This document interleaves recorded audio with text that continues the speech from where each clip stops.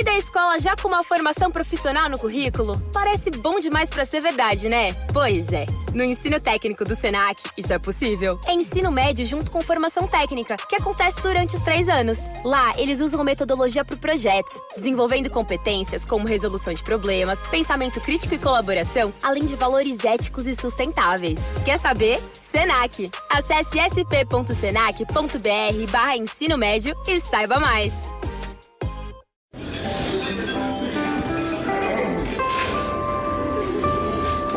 Well, I don't see the point in waiting any longer, so let's bring her out. The star attraction, the one you came to see.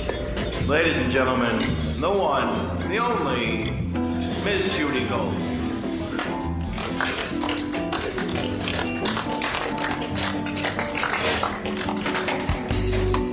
Hi, welcome to the most incredible podcast around. Yeah. Kill Me Now. I'm Judy Gold. Our guest today is... Well, let me just start. No, shut the fuck up. I know what I'm going to say. Lauren's also here, just saying things that annoy me and doing the boards and really getting on my nerves. So, our guest today... I don't know how to describe... I mean, there's so many different ways to describe him. He's very good looking. I mean, in a classic sort of... That whole... It's gone away, the handsomeness of you. I'm not castable. You are... I mean, you are a walking soap opera. Lauren! Sorry, everyone who's listening in the car. I'm doing my intro. I'm sorry. She's worked on this. Yeah. He's classically handsome. Yeah. He's incredibly... intelligent, funny, worldly, and curious. He is entertaining. He's a family man. Ugh. He's out...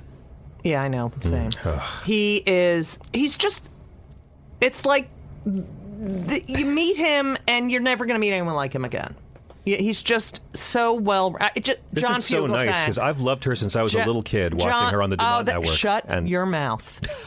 John is way I'm about older to than me.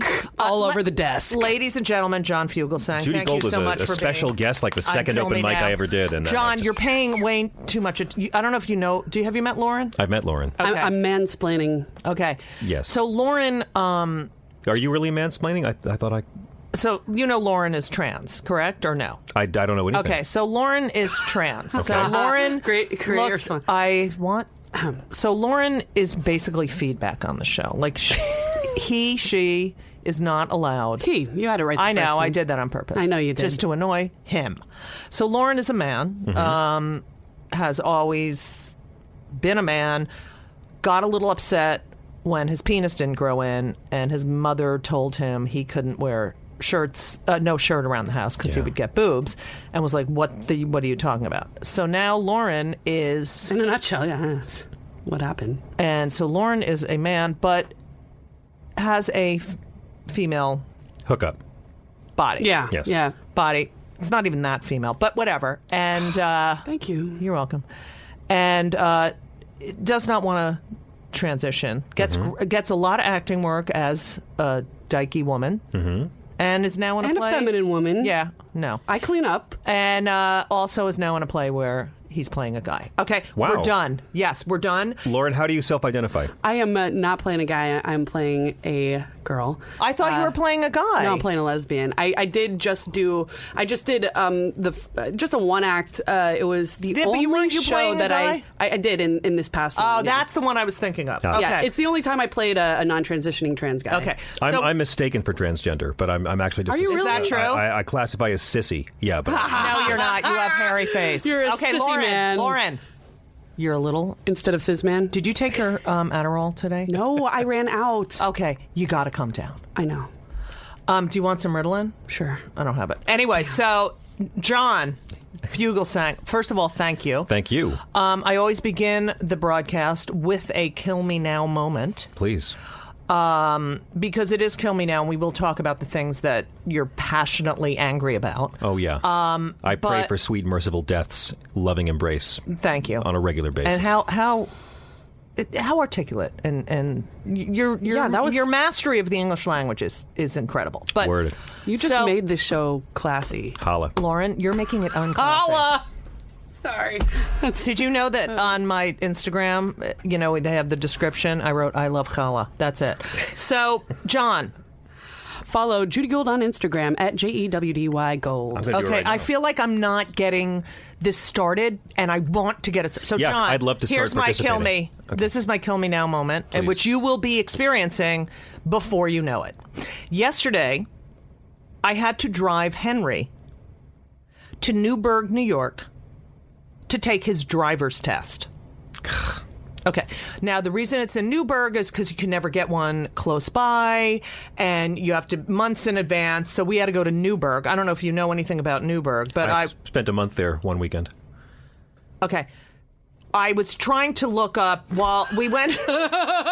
We went to. I thought I was high. No, you're not. But you're going to be if you don't shut up. Promise? So anyway, I wanted to find out more about Newburgh because it looks like it was a beautiful port city in the late 1800s and early 1900s, and now it's a dilapidated, like makes Detroit look like, good place for a driver's East Hampton. test. Yeah. So, not that any Newburgh people. I'm not trying to. You all suck. No, we hate you. That's not what she said, Lauren. Oh, that's not. Can you? It's just sad. It's sad what happened to that town because it looked like a beautiful town, and the buildings that were left looked like they. There's so much history there, and yet now it's. Mm-hmm. And it's so sad, and it's beautiful. I mean, the mountains. Was it a fishing town? It seems as if it was, but it was a port, so I'm thinking it was a lot of commerce back and forth. All right. Anyway, so I had to drive. He wanted to drive there, which is against rules. So, but I let him drive until we got off, and then I was like, oh my God, I can't take it. So then we get there. And I say to the woman, who's the most miserable human being, and literally it's on a street, and there's just a sign, like a parking sign that says New York State driver's test. It's literally like you're driving down any street, USA. And you're saying that an unfulfilled, unhappy person does but driver's I didn't tests in until Newburgh, New York. I ran around 60 times wondering where the thing is. Because when I took the test, you went to a thing. You went to a thing, and there was a desk and a person, and then... And then there was a course that you drove around. Okay, no. So we were like wazing it. I have no idea that it's just a fucking sign and a miserable woman, next to a cemetery. Mm-hmm. So we finally get there, and I said, I'm so sorry. We were on time, but I said, oh, God, I'm sorry we couldn't find it. And she goes, well, you're the first person today who couldn't find it. I'm like, yeah, we're from New York City, and miserable. Like, miserable. Has not been touched in like 30 years, and 30 years ago it was like... Was her wedding her coach. Day. So, anyway, she gets in the car. I said, can you, do you know how long it'll be? I can't answer that question. I was like, oh my God. Okay. So then Henry, I can tell he's nervous, but he's very friendly. And he's like, hi, I'm Henry. And she said, great. So he goes up to the light, and I could see he already fucked up because he stopped it was a stop sign. He stopped way too early, and then he stopped again, and then saw someone was coming, so he tried to back up, and there was a truck behind him. So that's minus, So I'm like, fuck, I can't. So then he goes around the corner. I'm not even paying attention. I don't know what's going on. He's driving, and then all of a sudden he comes back like 10 minutes later, maybe less. And she's just sitting there talking to him. I'm like, oh, fuck, I can't. Because the tantrum and crying. Mm-hmm. So... I failed driver's tests like JFK Jr. failed bar exams. I know exactly. Yeah. So I, of course, first try. And I am the queen of parallel parking. Well, lesbians are better people. We know That's right. So anyway, he talks to her, and then he gives me... Debatable. She is getting out, and then he gives me the thumbs up. And I'm like, oh, thank God. Wow. So I get there, and he's like, you can get... They take off points. Yeah. And the maximum amount of points they can take off is 30. Once you hit 31, no license. And she had pulled him over after a few moments and said, you're not doing well. And he got really nervous. But the day before, I spent hours teaching him how to parallel park, and he scratched my car. Anyway, but he passed with the 30 points. Congratulations. And question mark? He drove home, and it is so nerve-wracking sitting in the car while your kid's driving, and you're like, oh, no. Yeah, and relax, mommy, relax. And then so finally I was just like, you know what? I'm giving him back what he did to me. And I'm like, Henry, can you turn off your stupid music so I can listen to my headphones? Henry, how much longer? How much longer? And I just, and he was getting so mad, and he's like, well, I'm not playing Broadway tunes while I like gyrate at the, and so it was so funny. But I do have video of her gyrating to Broadway tunes in the car. I said, let's make a video of this. He's like, no, like he wants nothing to do with. The only thing he wants. You just drove this brat to get his license. Where's he got copping an attitude for? But he is not.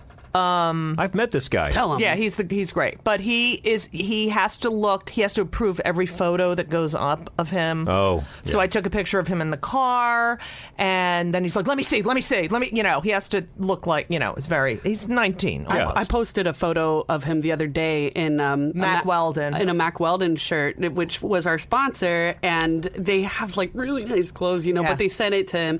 They sent me some stuff, so I gave to the kids, of course. Yeah, and I got a couple things, and so he's, I take a picture of him, and he looks like a supermodel. I mean, like, he looks like Superman. He hates it. Like, you and him on the cover of Oh, GQ my God. He's got that handsomeness ridiculous. like you, that classic. Yeah. Does he have that death-like pallor and the Don Knotts torso like me? No. Okay. Comic. So anyway, I post this picture, and I'm like, you too can look like a supermodel if you wear Mack Weldon, judygold.com/Mac. Then get this off me. Get this picture. I mean, I get yelled at. So I wrote to Lauren. I said, can you just take it down? And Lauren's like, I'm sorry. I said, it's not even. That's a sign he's a good guy. It's just him. A little humility is good for him. Lauren thinks I said I totally took the blame. I didn't say Lauren. I mean, until now. I mean, I didn't want. This is a happy story. It's okay. I would have taken it. This is not a kill me now story. Okay, I have so much. No, but it was like I wanted to kill myself in the fucking car with him. And then, he almost hit a bike. I said, you are a bicyclist, and you better be nice to the bicycle riders. And he won't beep at them or anything, but he almost killed one last night on 10th Avenue. That's not good. And he's mad at me for screaming. You know what? You're not patient. I'm like, literally, we're near death's door, and I'm like, stop! And so it's whatever. But it was definitely kill me now. And now I will not have a good night's sleep until like 2070. Yeah. Because he has a license. Yeah.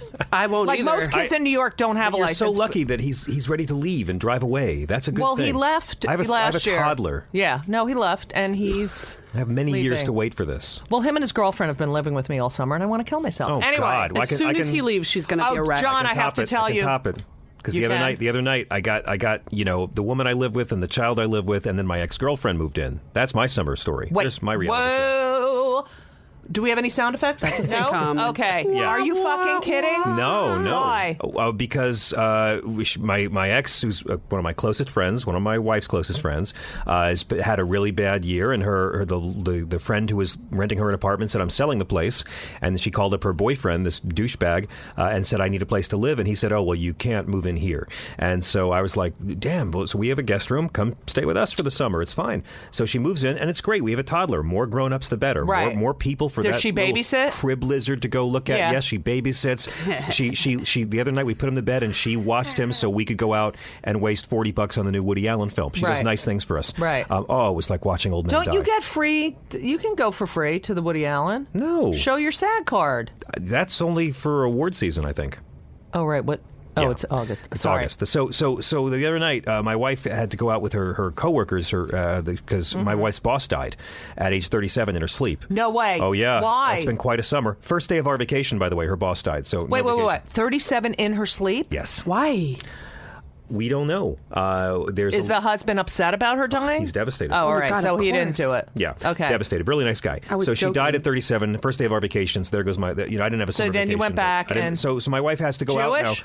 Yes. Oh, good. So it was a quick funeral. My wife has to go out now with all the bosses because now she's not the VP. She doesn't want to be the VP, but she's doing the VP's job. Right, of course. And she keeps saying, I don't want this job, but now she has to go out drinking with them all. She's a lightweight, a vegetarian lightweight. Comes home, She's cute, hungover all day, comes home from work early because she's so sick. So I come home, I'm so exhausted, so my whole night is, I get the toddler. I have to give him dinner and put him to bed and read him stories and do the whole thing. And all I want to do is go to sleep. Yeah. Or maybe all I really want to do is watch the final episode of True Detective so I can have one last disappointment from that whole experience. So, because it's fascinating to watch.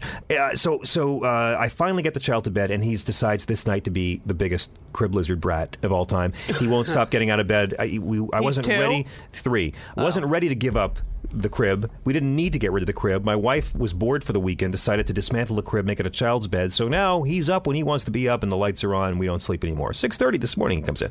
Her fault. So I blame her. So I finally get the child to bed at 9. I go upstairs, and as soon as I sit down, my wife comes outside to the back porch and begins vomiting all over the place.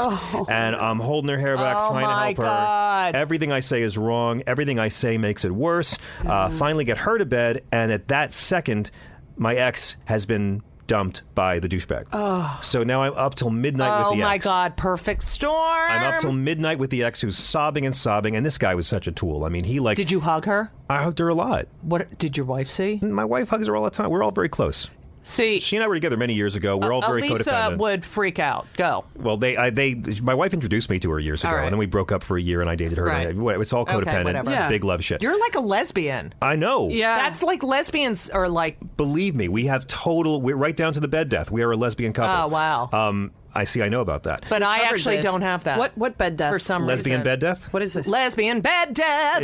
It's when lesbians after like 4 years they stop having sex. Yeah, really. Straight people have that too. But I don't. That's the thing with Elisa. Like, I don't know. We still have sex all the time. I love having sex with her. She's the first person I'm like, I hate you, but I'm still attracted to you. That makes me that makes a lot of sense. Well, my wife's bisexual, so I'm halfway lesbian. What? Oh, you are, yeah. Yeah. Wait, and you have an open relationship?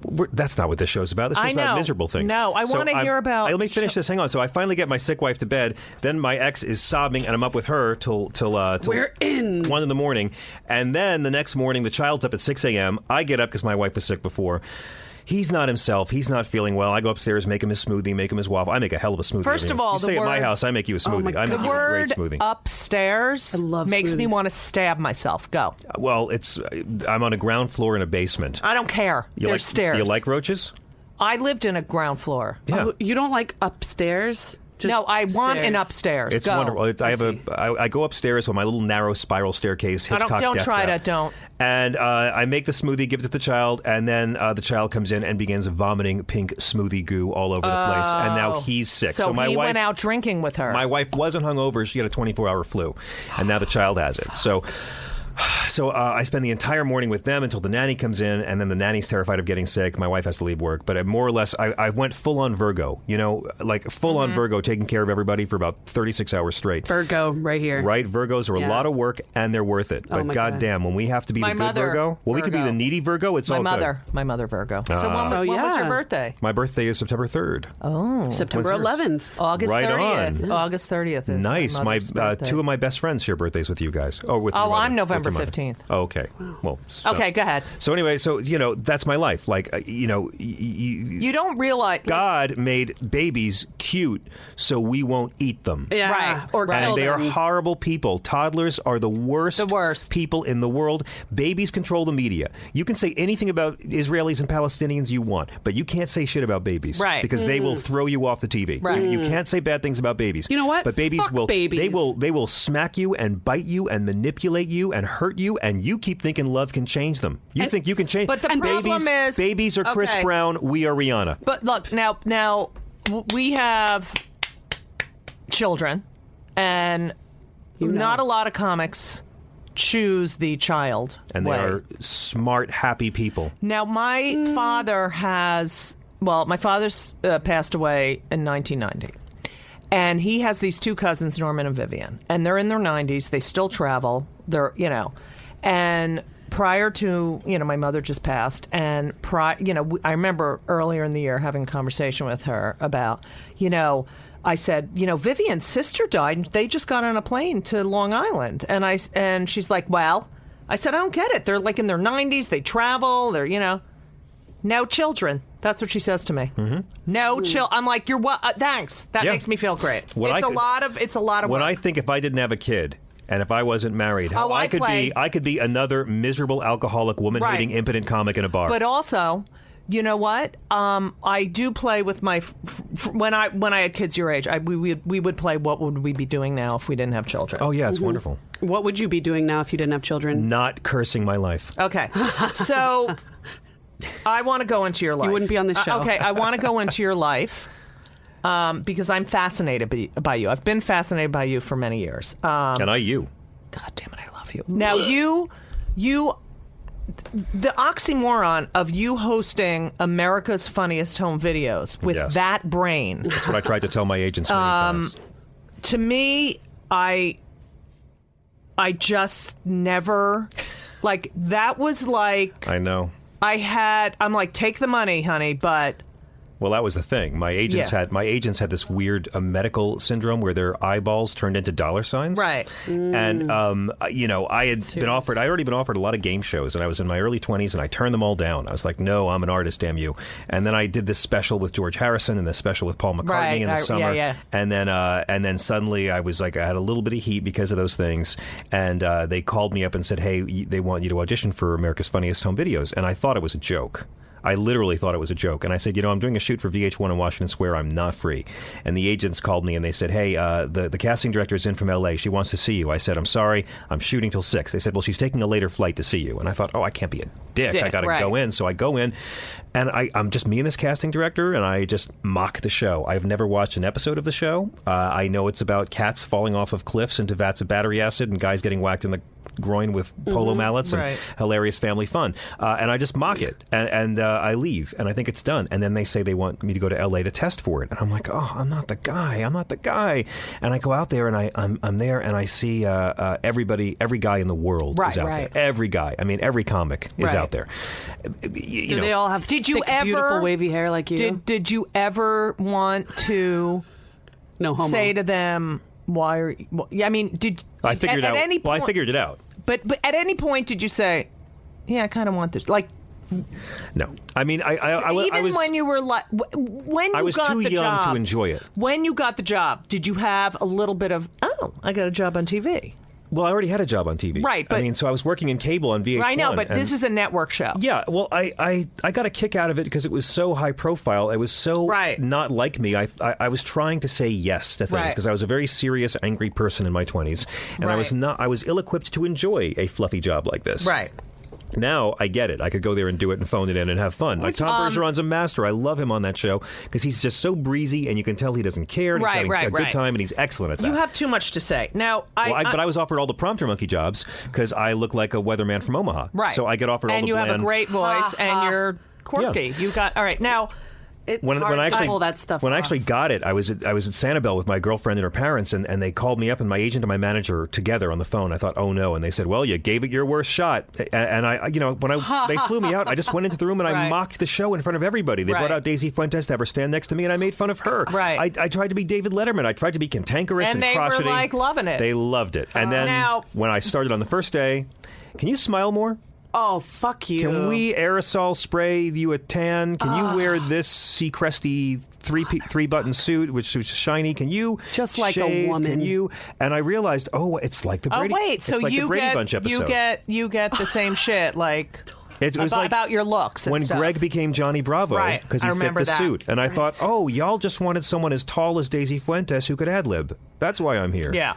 Now, to make her look even... Well, she's great. I mean, I got nothing but love for her. I love her. But listen, and a great team of people. The best crew I ever worked with in TV. But I was the wrong guy for it. They were bringing me in for meetings, showing me clips of me, saying, "Can you smile more? Can you not scowl when you do this?" And I'm like, "But scowling got me the job." Yeah. Did your parents enjoy you on that show? For the first 3 weeks, they got a real kick out of it. You know, they were living. My dad had retired. They were living in Virginia near my mom's family. They would go to like the mall and pay for something with a check, and the clerk would recognize the name, and that never happened. My name's like, it's the German word for lactose intolerant. You don't hear it too much. So in the beginning, they got a kick out of it, and by the 4th week, they understood why I wasn't into it. Now they thought it was kind of silly. The story of your parents is so beyond. I mean, it should be a movie. It should be a film. Your father was a Franciscan brother, yeah, and your mother was a nun. She was, and they were. And I do stand up because I will never be able to afford the therapy I need. But you had parents, from what I've read, who adored each other. Well, she loved him. Mm-hmm. He was in love with her. Right.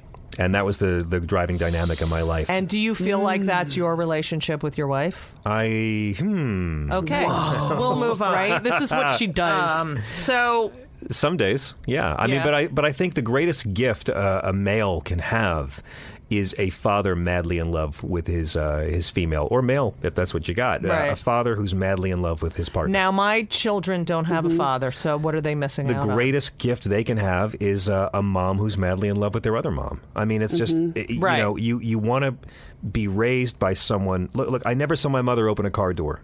I don't know if she knows how to open a car door. Right. And I'm glad for that. I'm glad that, you know, I came from, I know your parents were in World War II, right? Or I mean, they were little kids. Right. Okay. So they were alive during the... So my father was in the Army. He was born in 1916, my father. Mm-hmm. And, you know, he was that man. I never saw him without a shirt on. Yep. Like all these guys would walk around drinking beer. I mean, he played the violin. He loved the opera. He loved gardening. Yeah. He was such like a Renaissance guy. Elisa's like, he had to be gay. I'm like, he wasn't gay. This is before TV and internet, when men had to develop interests. But you look at... he was well-rounded. You look at... movies of them at their honeymoon, it's like he can't keep his hands off her, and I'm like, she's so annoying. I can't, I think now that they're together somewhere, even though I don't believe in any of that, but I kind of do, and because I feel like your soul lives on. I think so too. Sound vibrations. I feel like they're somewhere. And he's like, I was having 25 years. I had such a good... Well, he doesn't talk like her. 25 years, I had such a good time. But he was madly in love with her. They fought so much. Yeah, mine too. And but my dad was lustful towards my mother. Yeah, I understood don't know. lust from how my dad was. Right. My pop was always all over her, and he drove her nuts. And when he was in hospice, he drove her really crazy. So she complained all the time because he couldn't do anything. He was just saying, "I love you, babe, all day long." Right. Made her nuts. She complained. The last word I heard him say was "babe." But then as soon as he was gone, I realized, oh my God, she loved him more than she ever knew. And once he was gone, more than she would admit. Yeah. So, how did they meet? Well, my mom was she went into the convent right after high school. Her boyfriend at the time was a naval guy from Norfolk, and he proposed to her at the prom, and she said, "No, I'm already engaged to Jesus," and she went right into the convent. And I could never understand why a young woman so of 18 glad would she do didn't it. marry him, but Jesus. Well, I could never understand why a young girl would choose a life of poverty, chastity, and obedience and servitude. Unless she was a lesbian back then. But she came from an abused family. Like she had an abusive childhood. There is speculation about that, yeah. Also, she was probably... My mother, I'll tell you what my mom said. She said, God, one of my aunts is going to hear this and freak out at me, because I said something on NPR once that got me in trouble. But my mom said to me that she went into the convent hating her father, and by the time she came out, she was indifferent towards him. Oh. Well, that's a good journey. And you can do research about nuns and I know percentages. We had been interfered with as children. Yes. Sharon, my ex, had this book she loved to read every night. Lesbian Nuns Speak Out. And it was interesting stories about these women who became nuns. And I love nuns. But the convent put my mom through nursing school. They transferred up to Brooklyn to Holy Family Hospital. My dad had tuberculosis. He was a Franciscan brother, taught history to Catholic boys in Brooklyn. Fell madly in love with this nun he met in the hallway one day. He was mostly healed and would come back for checkups. And he would just met this quiet Southern nun, fell madly in love with her, knew he couldn't tell her.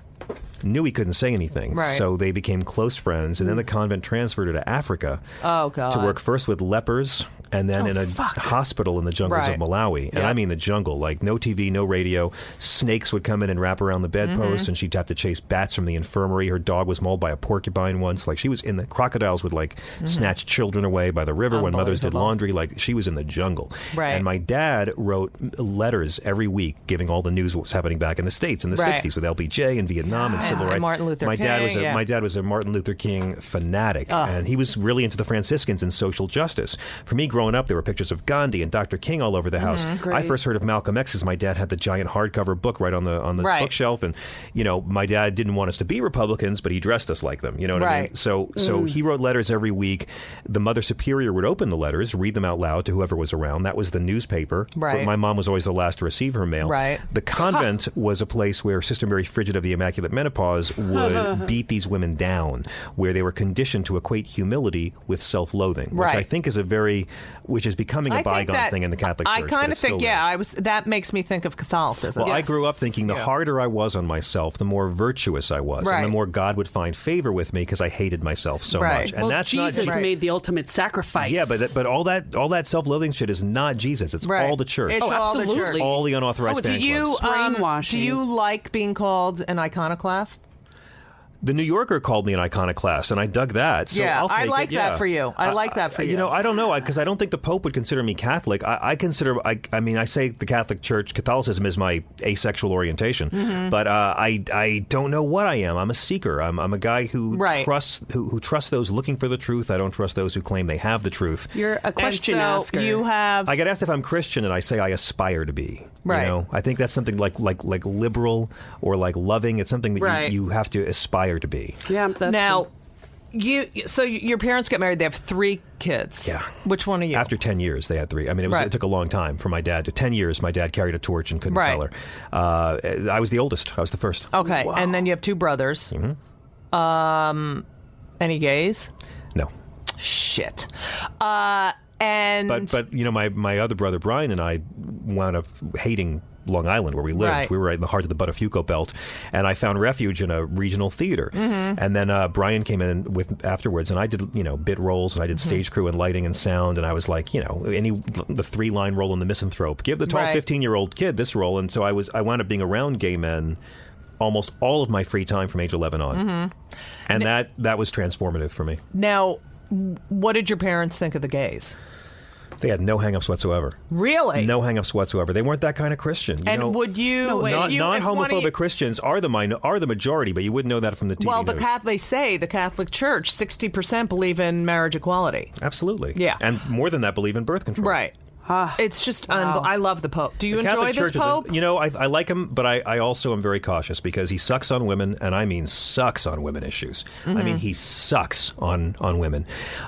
There is no... If he actually did... No, he's good on that. And the biggest thing he's done... I mean, he's done a lot of good talk, and he's moved the dial more from his rhetoric than any other Pope. In terms of actual policies, the one great thing he's done is reform the Vatican Bank, because they were laundering the mob's money. There's a scandal so much bigger than child rape, and it's laundering murder money. The child rape. You know what? I think it's probably equal to the child rape scandal. I don't know. I think the child rape is individuals doing it and being dealt with or not dealt with, but laundering the mob money in the Vatican Bank is institutional. It's also individuals help hiding those other individuals. Yeah, and there's so much corruption. And again, all the boy raping, well, here's what I say. That ain't Christian. That's Roman. That's a little piece of the Roman Empire that's been kept alive behind the Vatican walls. But they also, I read about these unbelievable child pornography stings through and it's unbelievable that you would hate homosexuals and a lot of them are homosexual. I know. But not the pedophiles. And this is what fucking Benedict did. The last pope kept trying to blame all the pedophilia on gay priests. Right. Dude, gay priests have boyfriends. Right. Yeah. In every culture that's ever kept records, the overwhelming majority of pedophiles are heterosexual identified males. Right. Yeah, the two don't go together, but there is a lot of homosexuality.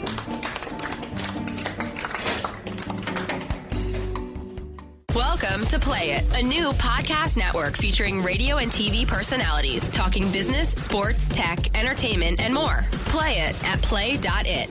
Ladies and gentlemen, the one, the only, Miss Judy Gold.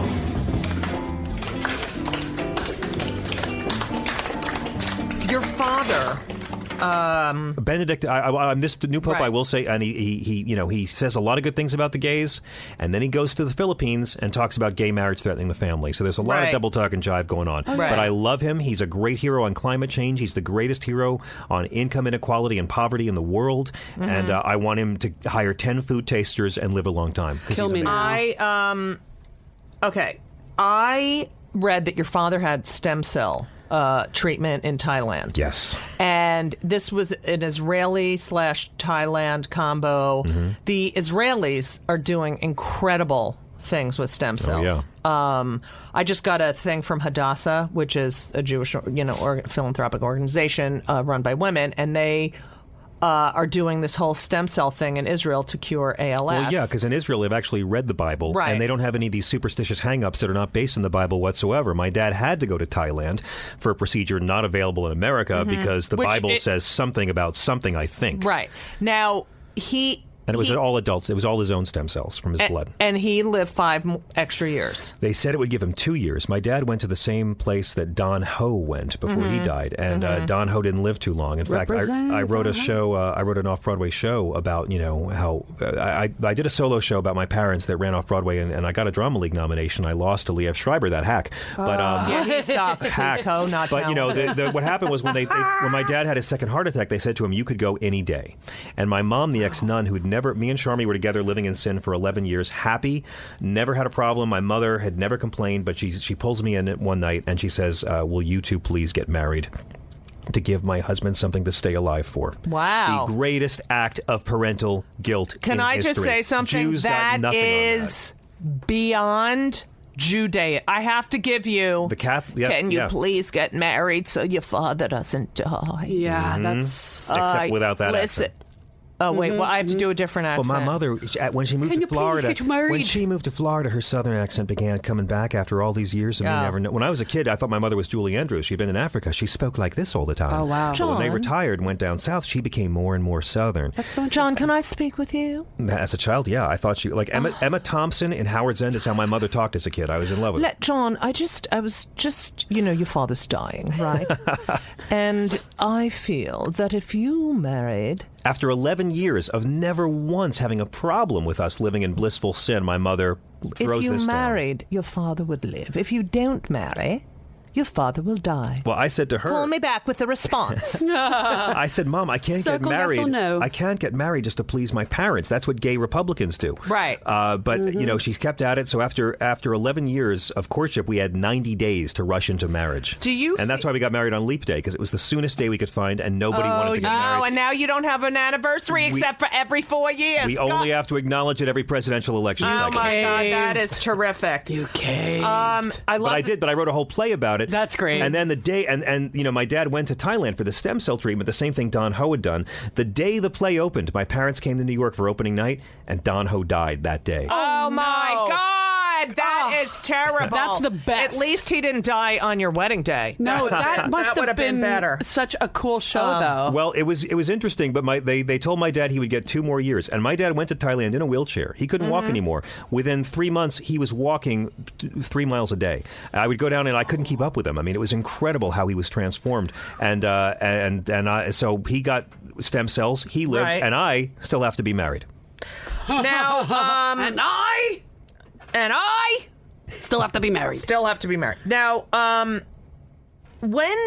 right, you went to Tisch. right? At NYU, yeah. Yeah. And you studied film and TV? I was in the theater school for a couple of years, then I transferred to the film school. But, yeah. When did you start doing the stand-up comedy, John? Because you're very talented in other ways, but how old were you and how did you start? I was in my early 20s. It was in the 90s, and my first open mic was at the Boston Comedy Club. Was I nice to you when you first met me? You were. See? You had very short hair. Ding, ding, ding, ding, ding, ding, ding. Everyone's like, oh, she, thinks like. Well, you were Judy Gold nice to me. You made fun of a bit I did at the Boston Comedy Club one night. You mocked a bit I had done, and I felt so honored because I was so in awe of you. Thank you. But I had the stupidest stupidest first open mic ever because for years I wanted to do it and I couldn't get myself up to do it, and then I started dating Charmy and I was like, okay, now I'll do it. So I invited everybody I knew. Oh no, that's the stupidest. Everybody I knew to Boston Comedy Club, so I couldn't back out of it. So they all showed up. My aunts from Staten Island, the whole schmear. And as soon as the club realized I was the open micer with 25 people in the audience, they kept bumping me and bumping me and bumping me. So they get more drinks out of my people. So Attell goes up, Chappelle goes up, Wally Collins goes up. No. They finally had me follow the guy with cerebral palsy at like 2 a.m. Oh, that's great. The guy who goes up, it's okay if you stare at me. Everyone does. Like that's the guy I followed. I love that. And I was like, well, fuck y'all. I'm doing 20 minutes, and I did. I didn't care. I got the light. I didn't care. I was like, I'm paying for a lot of drinks tonight. And the other thing is, who else hates when they get the light? That's right, me. Go. Oh, yeah. Well, I never get off. But it wound up being great. And then I was hooked. And then I think Jim Gaffigan was the MC, my second show I did. And then my third show I did, Judy Gold gets on stage and makes fun of a bit I did. And it was such an honor. Oh, thank you. Now, let me... I want to discuss the Bible a little bit with you because I feel like you know so much about the Bible. Yeah, I know. Is that from... being a child or your parents? that's from post-Catholic. When I finally got to a point, and I tried to be a good Catholic, like all through college, I went to Mass every Sunday. Right. I went to Holy Days at NYU, and my parents would come in, and I would take them to the NYU Catholic Center, where gay couples were openly welcomed and celebrated, which my parents loved. Right. And then I'd go down south, and I'd go to these homophobic right-wing churches, and I realized, oh my God, it's just a business. They send the progressive priests to the progressive areas, the conservative to the conservative areas, because the name of the game is getting old ladies to open up their purses and write a check. Now, it's all marketing. Now that's why my dad got out of being a pastor. Yeah, but then when I realized I couldn't kiss the ring anymore. I couldn't reconcile myself with the homophobia, the way women were treated, the stupid birth control prohibition, the stupid unbiblical celibacy rule, which only came about in 1139 AD because the church was greedy. And so when I got away from the church, I began really just becoming an amateur theologian and pouring myself into research. Okay, so here's the deal. Okay. And now I'm an atheist. The problem and there are things that make me incredibly furious, like sad furious. Now, one, of course, is the way the world is changing, the way that no one knows what it's like to take a walk in nature without a fucking phone, where people don't I gotta tweet that. Hang on. That people cannot communicate correctly. They don't make eye contact. Like, that pisses me off. And then...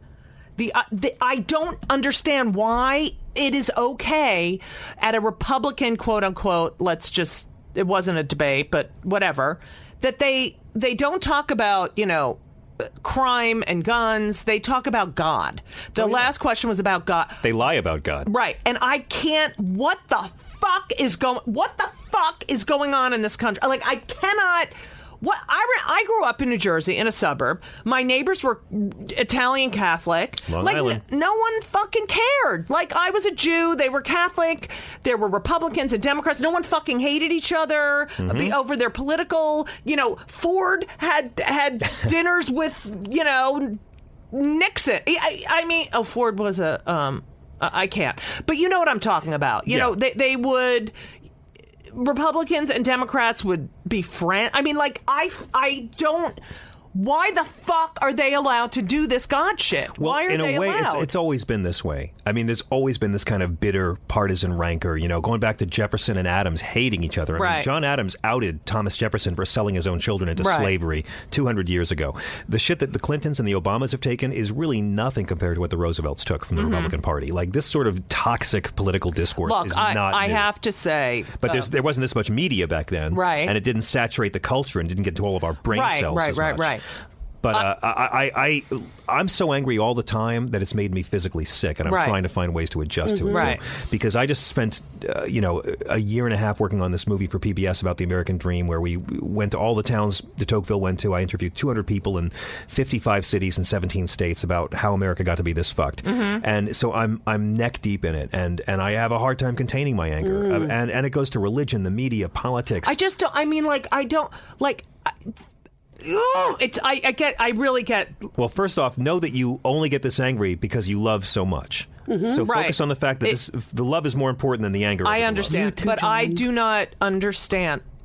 These people who are homophobes and racists. We can't even tell if that. We don't even know that. That's the worst thing about it. We don't know if they're bigots or if they're calculating non-bigots who pretend to be bigots to get the bigot vote. Well, I don't think Mitt Romney's a homophobe. I had this fight with Dan Savage. I think he's worse than a homophobe. Right. He's a non-homophobe who pretends to be one because he thinks that's how people are. Right. And I think a lot of them are like that. Absolutely. Like, you cannot tell me. George W. Bush went to a gay wedding. These I know. fucking fakes. But if you're going to hate, really hate. Commit to your hate. Look at Chris fucking Christie vetoes. It passes. Gay marriage passes, and he fucking who the fuck are you?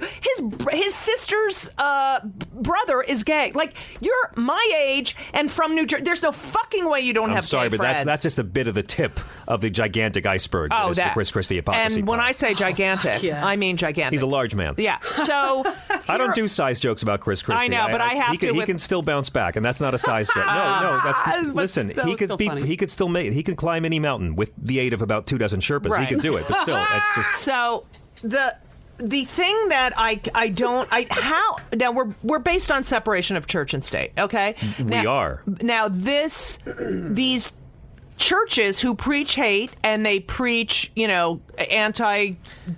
They're anti-everything. And we got to say they're fake Christians. But they get tax deductions, correct? Yes, they do. They get tax deductions. Gay Why marriage. the fuck do they get tax deductions to teach people to fucking hate? Like, why the fuck? I go to a synagogue. There's a homeless shelter. Yeah. There's a GLBTQ or STUV. Commission. They went up to New York to fight for. I mean, it's a do-gooder place. It's love. It's about helping. It's about. And that's the only message Jesus had. Now, Tikkun Olam. Do you know what that is? No. So that is the basic tenet of Judaism, social Judaism, and it's about you're here for Tikkun Olam to heal the world, to make the world a better place. Yes, and that's the kind of Jew Jesus was, which the Gentiles have forgotten. Right. In Jesus' day, if you wanted to experience God, you go out there and you fucking live. Right. You do good deeds, and you be a mensch, and you laugh your ass off, and you love life. But when the Greeks translated it all, the Greeks believed in the invisible step God in the sky throwing lightning bolts down, and they're the ones who ruined Christianity. Right. Now, didn't Jesus believe in that too? No, Jesus mostly talked in metaphor. He said people always say Jesus said I didn't come to abolish the law but to fulfill it. Well, Jesus was big on metaphor, douchebag. He did abolish the law. Jesus overturned Old Testament laws on the death penalty, on divorce, on food purity, on taxation. Working on the Sabbath. He said pay your damn taxes, and he replaced the 10 Commandments with 2: love God and love your neighbor as yourself. But and also, you should be able to have a imaginary weapon. guy in the sky. So, no, he didn't. But they tried to. But there's a passage in Luke where he says, "Sell your cloak and buy a sword," and they take that out of context and say Christ was pro-weapon. They take things out of context, and they don't even because they haven't read the Bible. Now I have wait. That's my favorite, by the way. That's my favorite taken out of context Bible verse. Okay, V. It's G-O-D and it's G-D. If you're a Jew, you're not supposed to write the full name. Listen, but you can say Hashem, right? Or Hashem. Jehovah. Yeah. God, you're so smart. Now, so what I don't get is why do they get a fucking tax? I don't understand. Well, that's a relic of a bygone era. That's not going to last forever. Do you think they're not going to have tax? Look, these people. I always say this to people: when gay people, these religious people, when gay people got the right to marry. First in Massachusetts, where did they go to get married? Did they go to church? Did they go to synagogue? Did they go to a mosque? Well, it'll never happen in a mosque, but you know what I mean. It'll happen in a mosque. But did they go there? You think? Yeah. they didn't go to any religious, they didn't go to a house of worship. They went to City Hall. Yeah. That's where they went because it's about the rights that two people who are together for 50, 60 years should be protected by the government, just like two other people, just like Jerry Sandusky had more rights than I. Exactly. Eric Menendez. Exactly. Mary Kay Letourneau. Well, that marriage has actually worked out. Can you believe that? 20 years. Amazing. I know, right? and he's madly in love with her. What the fuck? Yeah, it's kind of beautiful. You know, I had the biggest crush on my fourth grade Woody teacher. Allen and Sun Yi are together 20 years now. I know, sorry, but that's folks. a little. That's like Elisa being with Henry. Yeah. Whoa. That's how I always say it. Whoa. Because he's her stepdad. But he was not her right. stepdad. What do you mean? He never adopted her. He wasn't her stepdad. No, she's his stepdad. He was dating her mother. Right. So Elisa dates me. Right. We're not married yet. Okay. But she lives with Henry. No, we go back and forth. Okay. Because we have not found an apartment yet. Okay. And that would be like her. Dating. Yeah. And that to me is unethical, but not illegal. I can't. Well, she's also and gay. so you go. Well, she is gay. That's true. Then it'd be really weird. all right. Look, if I all had I'm a saying daughter, is Mary if I Kay had a daughter- Letourneau is what marriage lasted. Woody Allen's marriage lasted. That's all I'm saying. Okay. And I'm sorry, life is hard. You find I don't respect how Woody Allen dumped Mia Farrow. It was horrible. Right. But it's hard. Life is hard. If you find the love that works for you and you're not hurting anybody else, then go ahead. That's why I'm like, whatever you're into, polyamory, bisexuality, whatever works for you. Hang on to it and until be they're good old to enough people. to make their decisions. I was in Alaska last week, and I went on this catamaran, and we went. First of all, it was sort of like when I was in Israel, and I saw where Jesus walked over the Via Dolorosa. Yeah, and I remember standing there with Ted Alexandro, and I remember standing there, who was also on the podcast, and All right. I remember thinking, now I'm a Jew. I'm a real Jew, but You're a Jew? I'm very and I remember thinking, I ate off the same plate as you. I had no idea. you're disgusting. Ugh. So I remember thinking, I'll be oh my Gentile with you. God, this is. It looks like what it would have looked like then. Yes. It's no movie. Yeah. Studio could recreate the fact that this looks like the Bible, So then I go to Alaska last week, and we're in this catamaran in the middle of the ocean, and I saw Russia. No, and we're in the middle. I saw Russian vodka, actually, but we're in the middle of this ocean, and I'm looking around, and we see these sea otters playing. Then we see a mom humpback whale with her calf. And then we see a bunch of humpback whales, and every species is endangered. And I'm looking around, and it's like it's really like the same feeling. Oh my God, this is the Earth. This is the Earth. And when we got to Alaska, all you could hear was like these loud like explosions, and it was the glaciers falling into the ocean. I was there 6 years ago, and there were icebergs in the water. None. Yeah. None when I was here this time. And I look at the planet, and I feel like the planet's dying. I think it's our fault. Planet's not dying. You don't think so? Will take care of itself. No, the planet's regenerating. The planet's rebooting.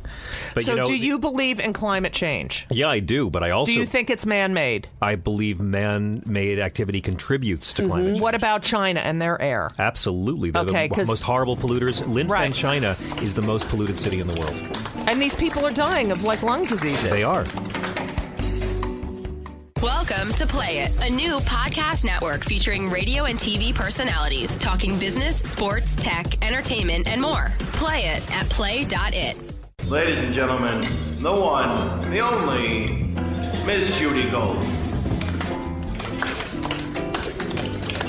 Okay, so... But see, what the Earth's going to do about this, the Earth's going to solve it. Our little legislation won't solve it, and we have enough politicians here and in Asia and in Europe that'll make sure we do nothing. We're a very dumb bunch of monkeys. Okay. What's going to happen GOV. is, how the Earth is going to shake us off its shoulders like dandruff. Not all of us, but the Earth is going to handle this problem of all these emissions by making sure there are less emission-creating Homo sapiens. And there will be less of us. And what if they're homosexual, the emission? As long as they don't live in coastal areas, they should be okay. Now, what if they, when you talk about emissions... You don't see a lot of climate scientists buying beachfront property. If you Let me just say, the emissions are also farts. Also ruin the... Yeah, I mean, you want to get rid of climate change. Stop farting. No, cows. It's the methane from cow flatulence. And, cows and eating beef causes more damage to our air than cars do at this point. So they say. And have you ever lit a fart? Have you ever tried to light a fart? That I have not. I have not reached a point of boredom, Judy, where I've actually done that. I was stoned and in college. Mm-hmm. And I'm going to go with very stoned. Okay. And we were like, and I'm a little boy deep down inside. And it was like, it blew up like a, torch. So I feel like I am contributing. I have to eat slower and stop drinking so much coffee, and the world would change. Everybody cut back on your meat intake. Well, this is the thing, and I have this fight with vegans all the time, and I had a big fight with Jamie Kilstein about this because I love Jamie. I know. And how do you know if someone's a vegan? Do nothing. They'll tell you. But oh no, this is my favorite. They're like, and can you Jamie's come over incredibly for moral. dinner? He's great. I love Jamie. But I cannot deal with. Can you come over for dinner? Well, Jamie's a vegan, so then fucking tell him to bring his own fucking food. No, listen, I can't. It's great. We went to Pure Food and Wine. Me and Sharmy and Jamie and Eddie Brill and Kelly Carlin. Like I go to vegan places with them. But what I say is, people will part with their religion before they part with their comfort food, right? Like food is our greatest drug, even more than love. Right. So if you go out there and say, "Hey, stop eating meat," people are going to shut down. I say this is a huge carnivore. Yep. My dad was a butcher before we got married. And not kosher. My parents grew up in the Depression. Not and a kosher. For them, if you can have meat twice a day, you have made it. And for my parents growing up, her in the South, him in Brooklyn in the Depression, meat every day, that means that you're rich. So my parents ate a lot of meat, and my dad died of heart disease slowly and brutally in his 70s. And it was awful. When my wife became a vegetarian after a McCartney show in L.A. like a dozen years ago, I thought, oh my God, how am I going to do this? But I'm was now... Was it because of the McCartney show? It was on the way home from the McCartney show. She said, I'm going to stop eating meat. And she did. And it changed her life. But here's the thing. Cool. Like she feels better? Oh, yeah. Did she lose weight? Oh, yeah. Fuck. But when I tried to be vegetarian, I wound up like eating too much bread, and I was passing out at concerts, and she made me go back. She read the Eat for Your Blood type books. It said type O blood, eat meat, avoid wheat. Are you positive? Yeah, it says for type O. And my dad is O. If you want to know about positive. This, well then, and I say that is the only positive thing about me is O. Is that I'm O positive. According to this particular fad diet, you should eat meat and vegetables, avoid wheat.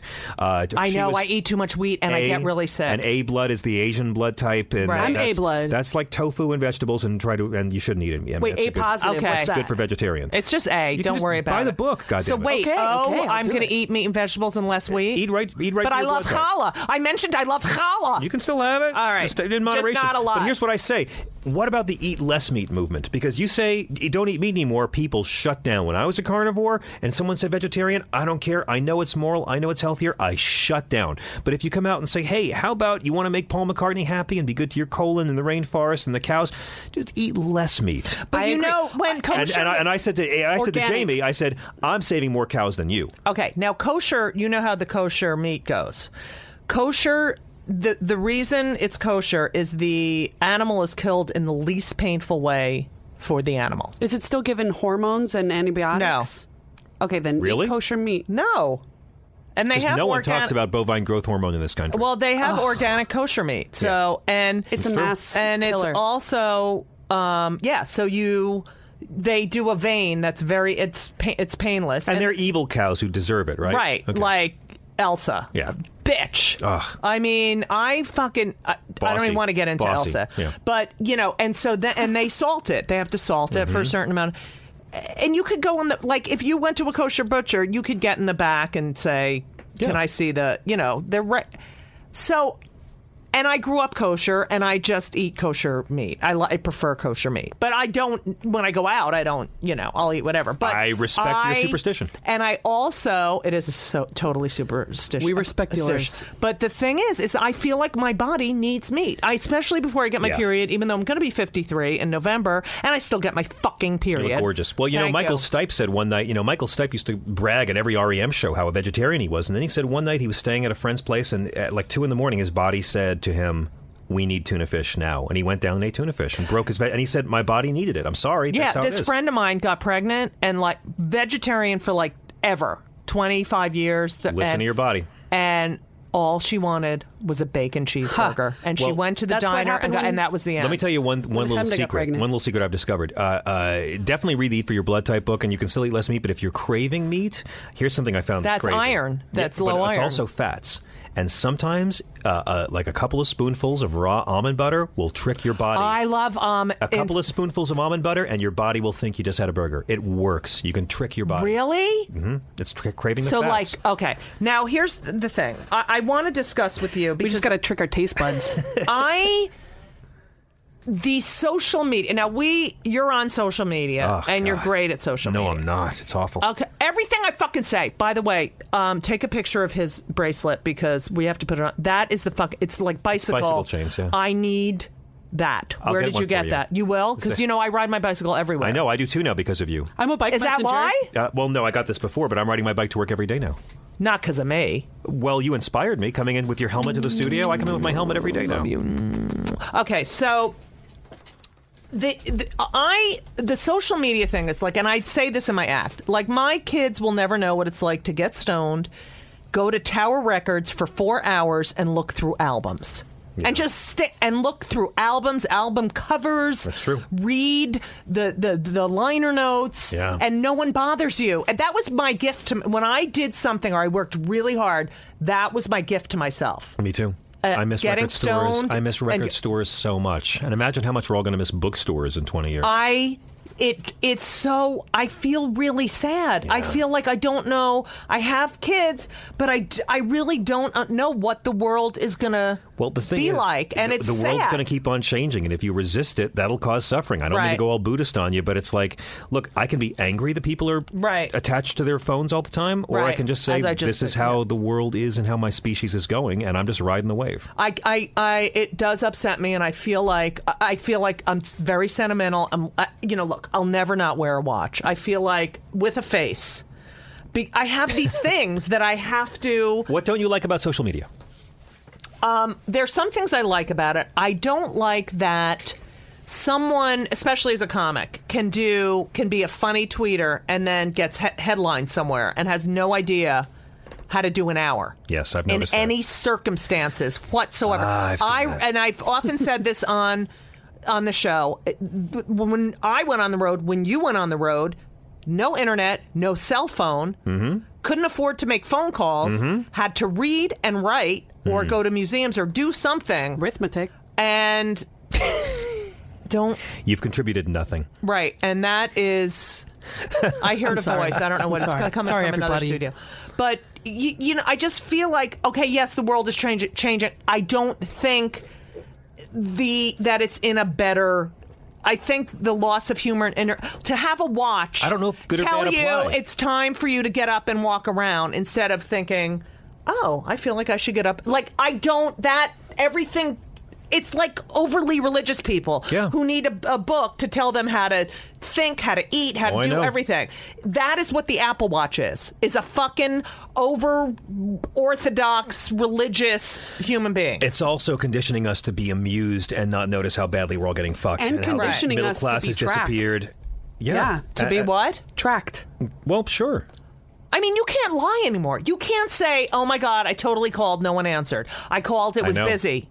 You can't, you have to get rid. I had a joke about the plane. It's ruining adultery, by the way. Yeah. It really is. And Ashley Madison, I mean. Oh, I know. How funny was that? That was great. That was fantastic. Listen, adultery is wrong unless you're sleeping with the wife of the guy who runs Ashley Madison. Right. That's my fantasy. Yeah. I want her so bad. I love that. I'm going to take Do you know what she looks like? I don't care what she looks like. I want her. I'm going to make her. Let me just say, let's run a train on I think the CEO of Ashley Madison, Jew. Okay? Oh, yeah. Isn't that unbelievable? Awesome. Okay, so, the priests... they hate adultery. Go on. The priests may molest the boys, but the rabbis love to have the women in the office while they're counseling them on their marital issues. But... I feel like it's worse. You feel like it's getting better? What do you like? I can't accept. It's hard for me to accept. I can't attach any subjective value to it. I see the changes. I try not to be too freaked out by the changes. I'm not an enthusiast. I know people who just love everything tech, and I know people who resist everything tech. I'm just kind of like, I is how the world tech, is. We are Rome with free ringtones. Okay, but I feel like I do the tech. And there's some things about it I like, but I feel like overall, my kids watching a movie on their computer on the couch, and you haven't lived until you've seen Lawrence of Arabia on a 3-inch iPhone screen. Can I tell you that? It's like you don't have to like the new normal, but it's going to be the new normal, right? But. Yeah, I mean, Dustin Hoffman is right. Movies suck now. Everyone just wants to watch TV. It's hard for me. And, I actually didn't get to read that full Dustin Hoffman interview because I was watching Meet the Fockers 2. So I didn't quite that's such, I know. Yeah, so... John, you have an edge. You have an edge. There's still good movies out there. I know, but wrong. You know what I mean. I know it's what you like mean. These TV shows are taking over, and they're binge watching. It's like, and movie theater's going to go away too. That's going to go away in our lifetime. No, yeah, that whole community notion. I mean, we used to be a nation of joiners. We used to have bowling leagues. We used to have town halls where we go meet. It'll pendulum back. No, it won't. We're all going to, the internet does bring us closer together in some ways, but it really keeps us in our little pods in many others. I think it will pendulum back. I think as humans we need interaction, and I think eventually we'll get hungry enough to where we'll start doing that again. We'll call it new. Ben has this friend and Margot, and her mother makes them all put their cell phones in a basket when they come in the house. That's really? And they hate going over there. Yeah, good for her. Good for Margot. And I'm like, I love her. I want you to go to Margot's house. No, because I'll walk in his room. They just sit there on their phones. Yeah. Even while they're watching I go, why TV? are you even here with each other? You're just fucking... And then they'll text me. Ben, literally, I live in a 950 square foot apartment. I'll be in the living room. What's for dinner? Text. Like you can't fucking get up. No. Yes. That's how he was raised, Judy. That's how he was raised. Oh, fuck. Sorry. All right, I do have to say, last night I was laying in bed and I forgot to close my door, and I did text Henry in the next room. Could you please close my door? Do you like Twitter? Because you're very funny on it. I hate the oh my God, I haven't tweeted thing. Yeah. Like, because some days I'm not in a tweet mood. But you're such a good joke writer. Like I got Dick Cavett to join Twitter. I was guest hosting Joy Behar's show, and I had Cavett as a guest. And on the air, I got him to join Twitter and set up an account. We made a whole bit out of it. Right. And because I said to him, S.J. Perlman or Groucho would thrive on this now. Right. And Cavett's so great at the one-liners. He couldn't get into it. He still doesn't do it. And I was so mad because when you're that good a wit, it's a great way to reach people that you would never reach. And I reached a lot of people through Twitter that I would never reach through the various silly TV shows. And you have a lot of Twitter followers. It's okay. I don't know I got friends with 1 million. I don't think I have that many. I know. But that's what I don't get. There are some people who have 1 million, and I have no idea who they are. They do shows that kids watch. Right. And that's. I mean, you look up Carole King. She's got like Doris Kearns Goodwin. I know. Ruth Buzzy has like I don't 200 get it. followers. I don't know. James Taylor. Like it's unbelievable. It's mortifying when I see someone I've admired my whole life who's done so much great work and they have like a third of the Twitter followers I have. Right. Politicians, journalists, people who are so much better than me. And by the way, it's affected acting as well because casting directors will tell me all the time that they look at someone's social media following sometimes more than they look at your resume.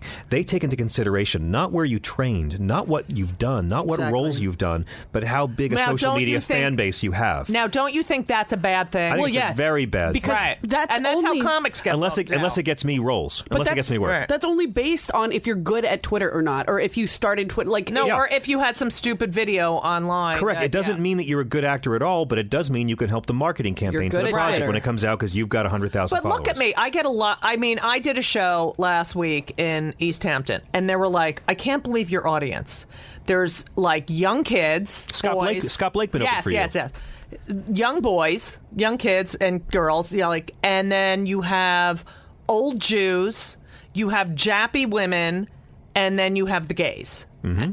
And it's beautiful. I wish I could get that audience. It's amazing. What? No, we just got to wrap up because Ophira's here and she's on a tight schedule. Yeah, I'm on a tight vagina. Yeah, I see. Okay? I see that. Ophira Eisenberg? Yeah. I'm doing a show with her next week. Oh. Fuck you. You know what, John? When are you doing a show with me? When you invite me instead of Scott Blakeman. Invite me instead of Scott Blakeman. You're not opening for me. I'd open for you in a second. No, he called and said, Judy, it's Scott. Can I open for you? I'm a Jew. I get the Jew thing. I understand. No, he did it on his own. You Christ killers have to stick together. We asked you everyone. You got to keep the Goyim out. Goyim can't even open for Judy Gold. Everyone. That's so not true. Goy, crazy Gaffigan. Goy. Hey, cool boy. Turn off the juice, Goy. All right, question. Cool we boy. ask everyone this question. Are you on any antidepressants? Anxiety, anything? As of New Year's Day, I will be 10 years clean of all mirth control. That's what I call it. I love it, mirth control. I was on everything. What were you on? I was on Wellbutrin. That's what I'm on. Paxil. Check. I was on Effexor. Check. I was on Cerazone. No. Nifazodone. No. I was on Buspar twice. Oh, yes, me too. And I was on Zoloft. Okay, so I have Zoloft. 5 out of those. Yeah. And what happened when you went off? And did you do it slowly? Well, it was different for every one of them. I mean, Wellbutrin didn't work, so they put me on Zoloft. That didn't work, so they put me on Paxil. That just destroyed my nervous system. Let me tell you something. I'm on Paxil. Well, I went off. Here's the thing with Paxil. If it works for you, great. Like I view with antidepressants, I'm not against them. If you find what works for you, great. Although I really do believe that if you just rely on a pill and not a pill with talk therapy, you're kind of selling yourself I do short. therapy. Yeah, twice so do a I. week. Go. But when I went off Paxil, I went off cold turkey because I was so depressed. I was like, this does not work. Right. And so I went off completely. And later in my Paxil support groups, my ex-Paxil support groups, I learned that there's a very high suicide risk if you quit at cold turkey. So taper that stuff. When I finally went off of Cerazone, it was in late 2005, and I spent 6 months tapering because I tried to quit it 3 times. It was disastrous. Whoa. And my side effect was this thing called marked agitation, which sounds very benign, marked agitation. Oh, in real life, it was me ripping my shirts off, smashing plates on my head. I once had a fit on the street in Studio City. Rick Overton had to bear hug me. When was this? 10 years ago. And this was on what? Getting off of Cerazone, also known as Nifazodone, which was banned in Europe because it caused liver failure. I have had that. I have had not those, banned in America, but banned in Europe, and that was my last one. I have had those experiences of that anger of Yeah, I mean, I was anger fits, and a lot of it's the usual frustrations, but you can't control, and so I knew that the antidepressants weren't working for me, and I found what works for me is a formula of sleep, exercise, and creativity. That's it. I have to get enough sleep. I have to get exercise. I have to be creative. I do those 3 things, and I meditate. Well, I should be meditating. I just have a child. There's no time for it. I will meditate. I will meet you at the studio. We can meditate together. I'm not kidding. Do you sit in silence? Yes. You don't do a guided meditation? I don't have to now, but you don't do a mantra or anything, right? You don't do TM or anything? No. You sit. How long did it take you to get good at it? It took a while. It took a really long time. I will do mantra and I will do other things to mix it up. Yeah. But I can now actually get into the mindfulness. Well, that's what's lacking in my life. Okay, I have to tell O'Donnell led us taught a meditation on one of Judy's earlier Kill Me Now shows. Really? Yeah. That actually has been working for me a lot. And if you want to go back and listen, it's somewhere in the middle of it. But honest, it's all about you. Will you send me a link? So I will. Can hear it? Okay. She walks you through it, and it's great. And you can also find it at judygold.com/killmenow. She's been so good to me. It's so funny that you're living with your ex and your wife right now. My wife has a show with her ex, Keith and the girl, and we're going on tour this October. We're all going to be in a bus together for 2 weeks, just going around different states or whatever, with Keith and the girl. Do you have any pointers? Well, my wife and I are legally a gay couple because all the people we hang out with are ex-lovers. So it's, that's just John, how it is. and you haven't brought me in. Right. You haven't brought me into the group. You're spoken for. Thank you. Whatever. John, I would take you down, white girl. Let me tell you something. I'm the breeder. The lesbians they'll dip their toe in my pond. Let me tell you. Because you have a Katie Lang lookalike thing going. Now, nice. John, but I was on antidepressants for a long time, and it didn't work for me, and and it was very hard getting off. Well, I do find it was hard getting off when I was on certain antidepressants. Well, you're talking about Paxil. Right. Now I have a little combo with the Wellbutrin, and I'm back to my normal self. Because Paxil was just like putting I know 20 blankets over your libido. And so... It's like I still could do it. I just felt nothing. Right. I was not invested. You have a great show on SiriusXM. Thank you. Yeah, I love it, and I'd like to go on next week if I can. Yeah, I can promote the thing. Your thing is going to come out on Tuesday, and we'll promote it. This thing? Yeah. Okay. All right. Now it's 3 hours. Yes, 3 hours every day. And it's sort of the 3 dimensions of your personality.